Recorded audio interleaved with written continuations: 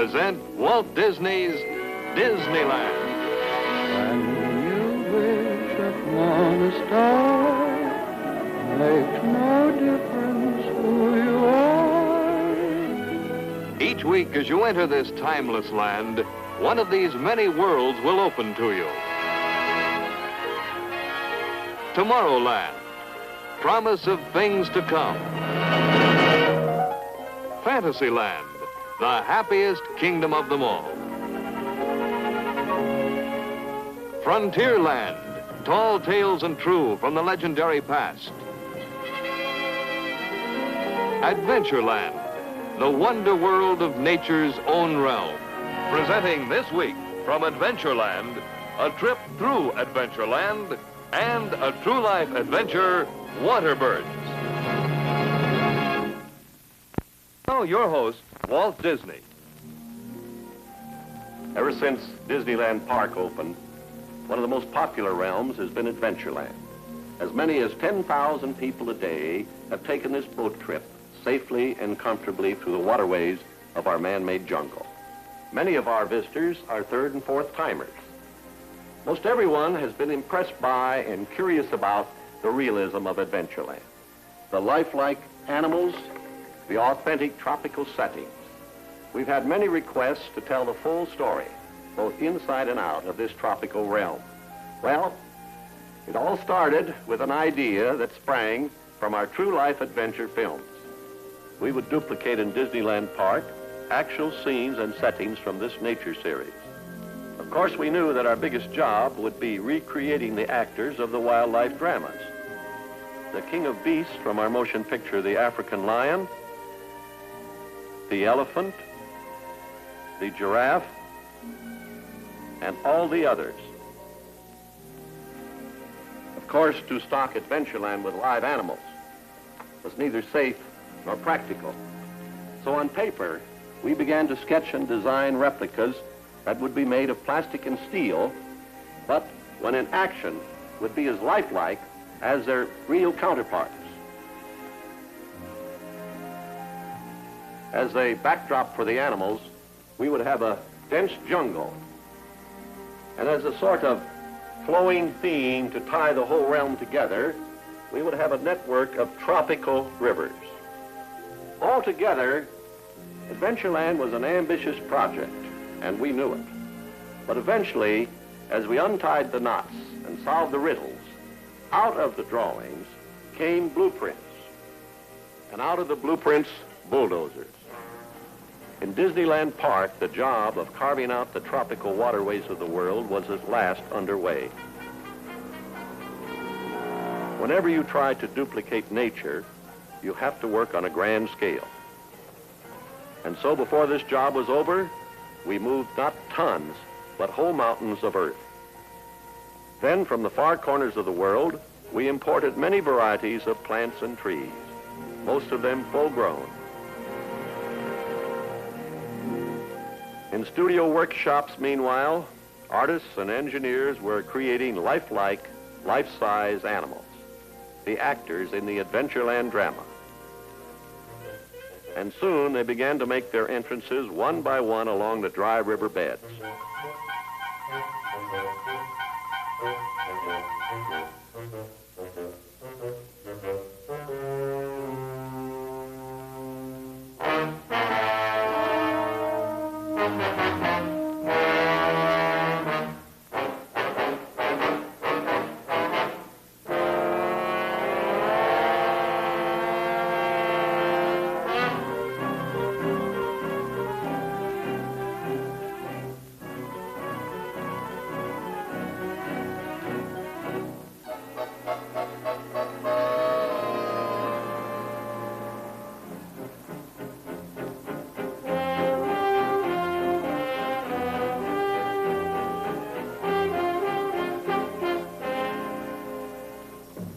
Jungle resident guaranteed to furnish chills even in the warmest weather is this cannibal chieftain.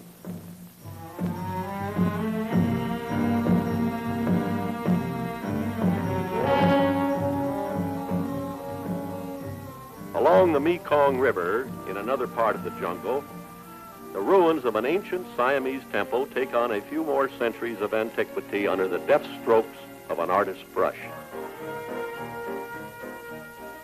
And sometimes even nature can be improved upon with an occasional splash of man-made color.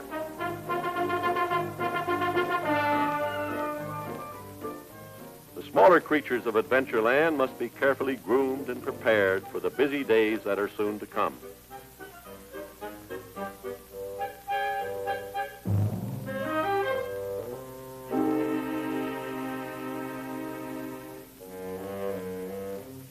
To a family group known as saurians, the crocodiles and alligators belong. And of course, they belong at Adventureland too. This Disneyland dentist makes sure the croc's crockery will be sharp and shiny.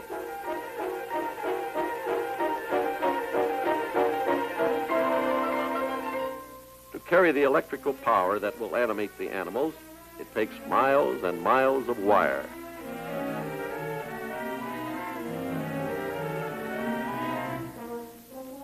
The electrical wizards get their biggest shock when they find that everything works.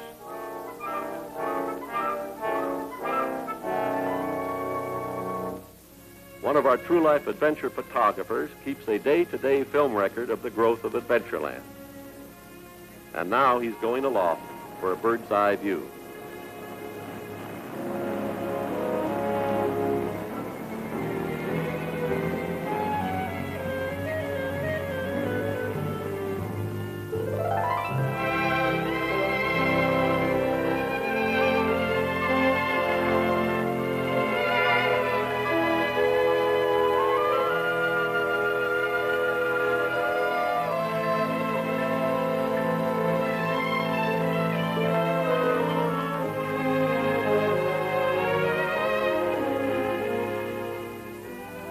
As it turns out, it's a windy day, which doesn't help the photographer's photography or his nerves either.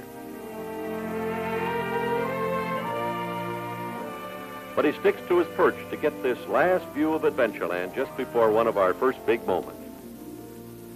This is the opening of the master valve that brings water to the rivers of Adventureland.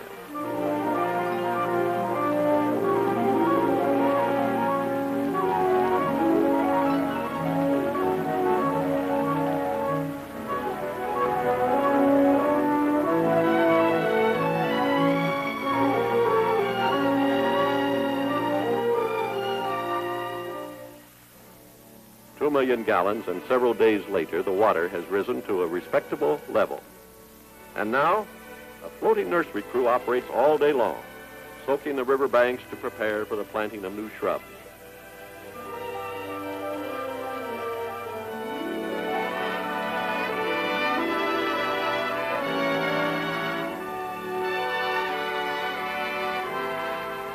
In the rowboat is Bob Matty, who built the giant squid for 20,000 leagues under the sea. He's also responsible for these mechanical marvels. Here he checks the wiggle action of a crocodile's tail.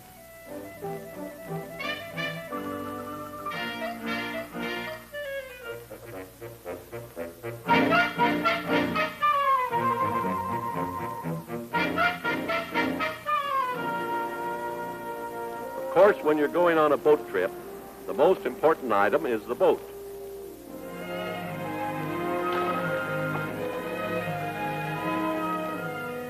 Before the upper deck is furnished with seats, awnings, and other trappings, the hull undergoes a final check.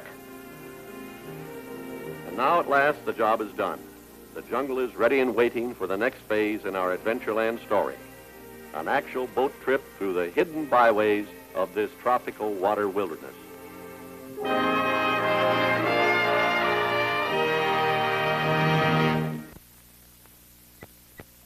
Well, the hard work and hectic days are behind us now.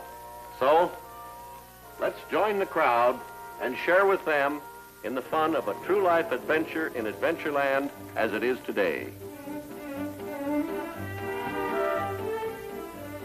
As we enter the gates of this tropical settlement, we leave the everyday world far behind. For here, the atmosphere is filled with the sights and sounds typical of an isolated trading post on some hidden jungle waterway.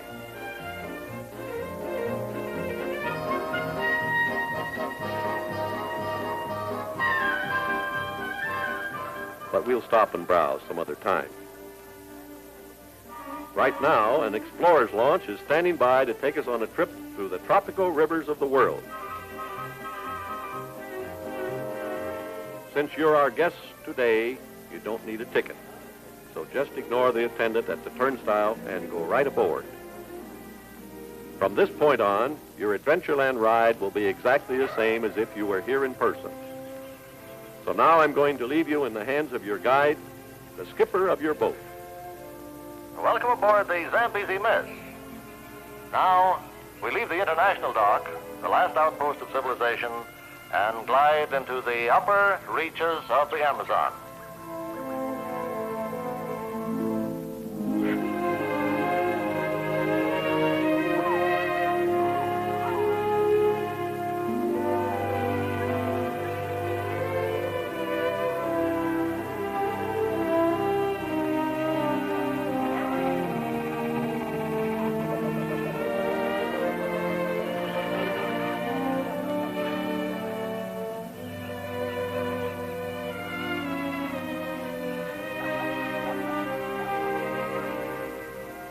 And now we're on a broader stream, the Mekong River of Cochin, China. Half hidden by the foliage, we get our first glimpse of a man-made structure, the ruins of an ancient Cambodian shrine, abandoned many centuries ago. But there's life in the old place yet, for a tribe of monkeys are busy trying to remodel the wreckage, or maybe they're trying to ruin the ruins. You never can tell about monkey business, you know.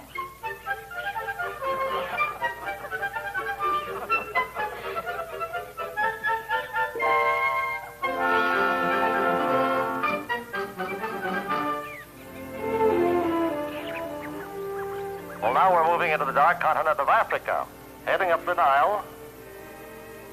Immediately ahead of the boat, on the right-hand side, watch, we're approaching them now, those three charging alligators. Now watch your hand, please, watch the hand. Oh.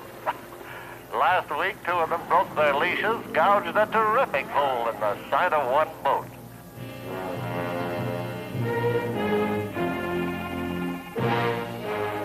Now, behind that pampas grass on your right, watch those two baby rhinos. They're usually a little bit skittish. Now keep your eyes on them, keep your eyes. There they go.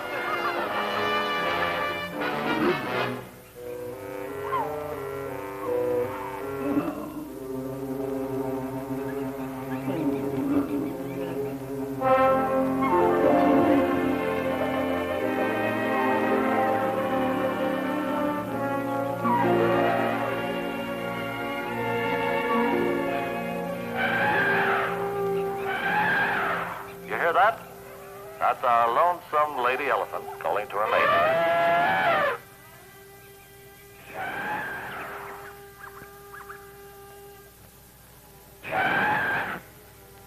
And from across the river, her lord and master. Oh, man, look at the size of those ears. Well, that's the hallmark of the African elephant.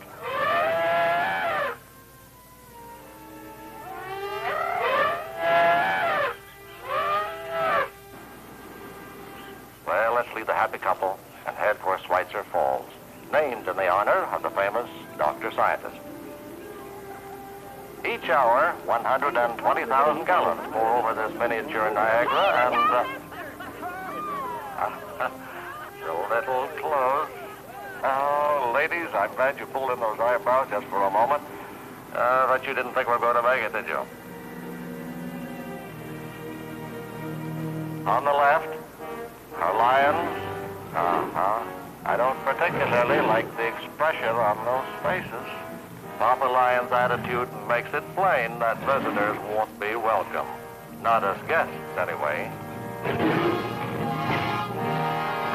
And now, if you keep watching that far bank, you can say that you've had a nodding acquaintance with a giraffe. The giraffe, however, won't be able to say a thing, for this is one animal that has no vocal cords.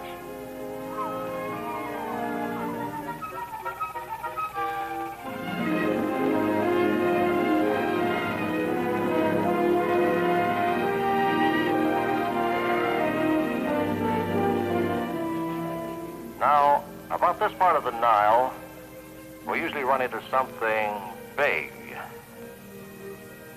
Yes, sir, the traffic gets pretty congested here when the hippo tribe comes up for air. Ladies, you watch a little more closely now. They're very docile. You can pet them on the noses.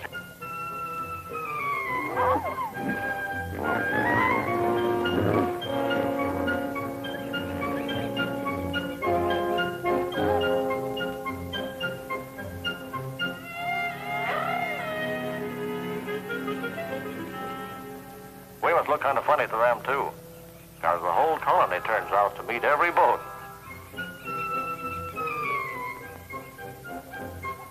Nobody's quite figured out what these two have in mind.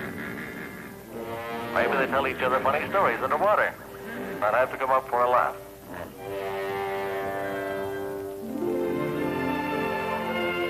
Back in the mainstream again, we've probably seen the last of the hippos. Oh, wait a minute. There's old Snaggletooth. Oh, look out ahead, ladies and gentlemen. He almost got us amidships.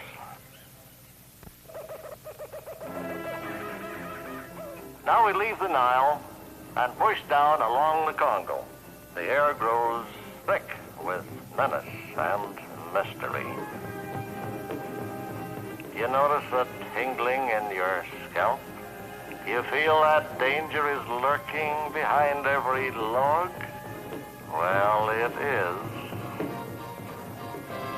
These fellows know some wonderful tricks with a head.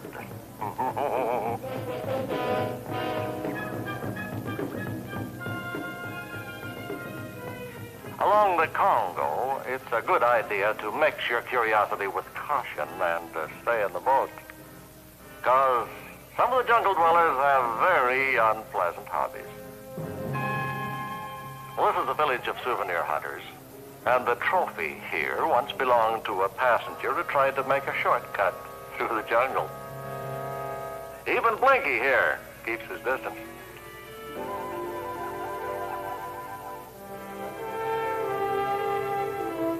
Well, let's leave the Congo with no regrets and come to the spot where all rivers meet, the waterfall, where we like to pause for a moment or two to give those young couples a chance to, well, look into one another's eyes, perhaps hold those hands a little tighter for a moment.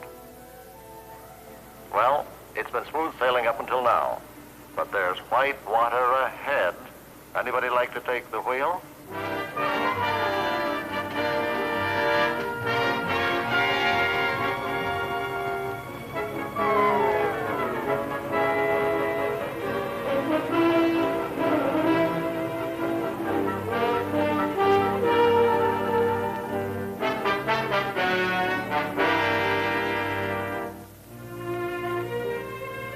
Down at the end of the pool. Look what waits. We can always depend on Old Faithful here to come down to the lagoon and check the survivors. Well, looks like we've come through safely, which is enough to bring alligator tears to the eyes of this old boy.